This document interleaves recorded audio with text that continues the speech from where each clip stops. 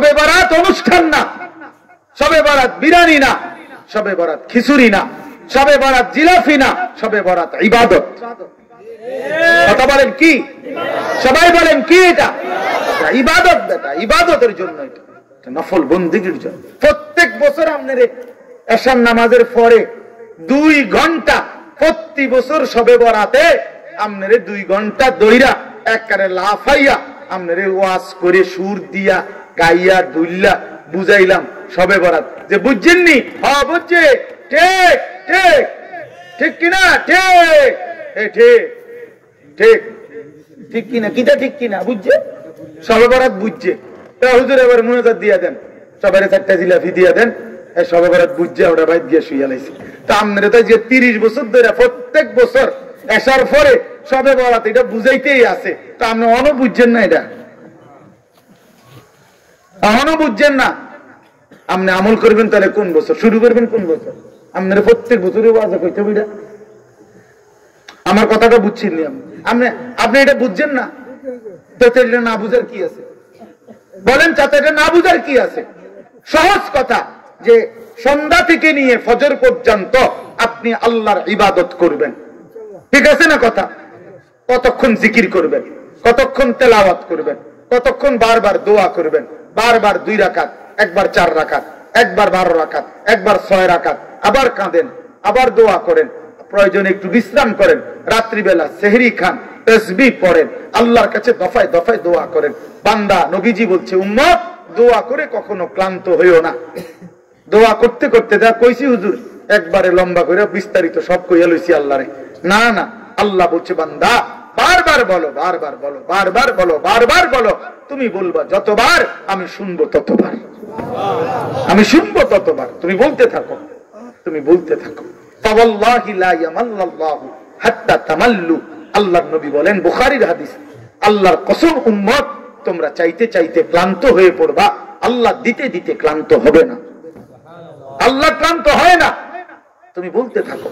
তাহলে সারা রাত প্রত্যেকে মসজিদে, বারান্দায়, ঘরে, আপনার যেমন সুবিধা হয়, যার যেমন সুবিধা হয়, যে যেখানে যতক্ষণ কুলায়, সবাইরে বরাবর করার কি দরকার?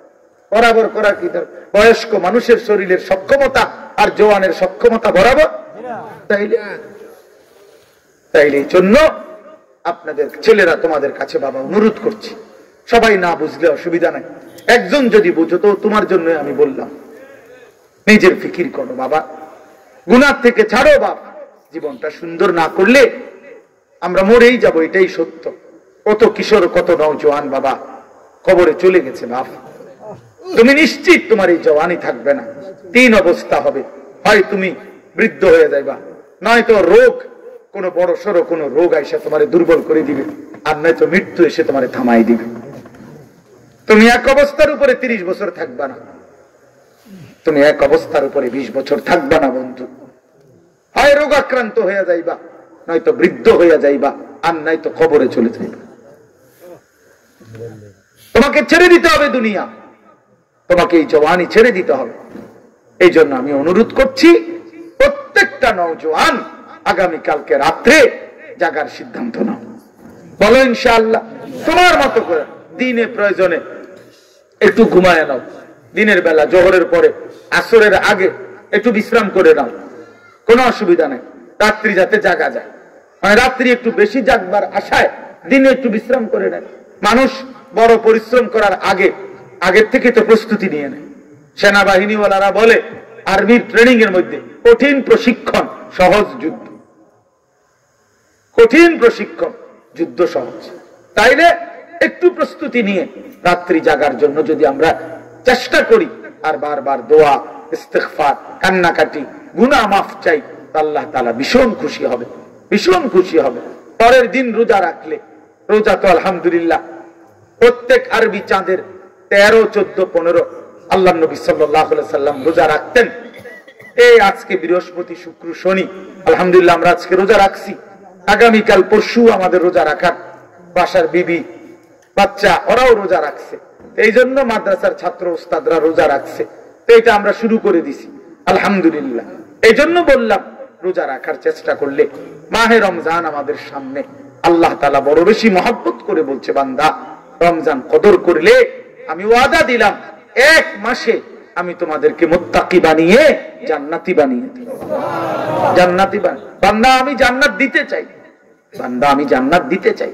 আল্লাহ তাআলা কোরআনে কতভাবে বলছে, কতভাবে যে আমার বান্দা আমি জান্নাত দিতে চাই, তুমি নেও বান্দা।